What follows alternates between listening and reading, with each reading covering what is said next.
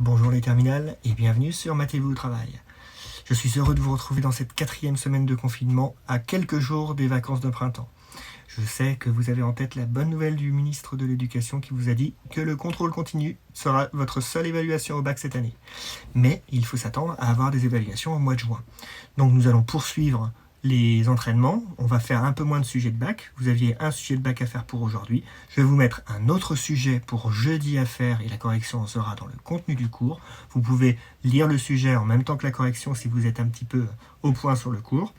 Et à partir de jeudi, je reprendrai un dernier point sur ce qu'on était en train de faire, les différentes lois de proba. Et il nous reste encore l'intervalle de fluctuation au seuil de 95%. Question que l'on a retrouvée dans le sujet de bac de l'année dernière et je serai bien obligé de vous évaluer si l'on reprend les cours au mois de juin. Donc je vous évaluerai sur cette notion, vous allez voir à quoi peuvent servir, dans une application vraiment concrète, à quoi peuvent servir les mathématiques dans la vie courante. Vous verrez qu'on les utilise dans les secteurs qualité, dans les entreprises, dans l'alimentaire ou même chez Leroy Merlin dans le bricolage pour savoir si les pièces sont conformes lors de la sortie de l'entreprise.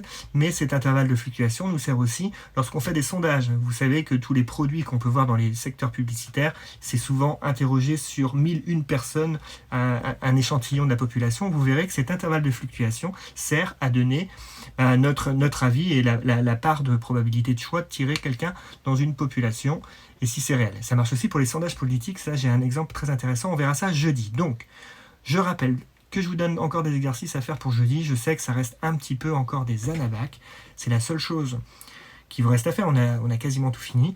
Et on reprendra une dernière notion jeudi. Je vous ferai un petit TP et je vous expliquerai ce TP via une vidéo un tout petit peu plus longue. Et on conclura tout ça. Bon, je vous souhaite une excellente journée, un très beau mardi ensoleillé.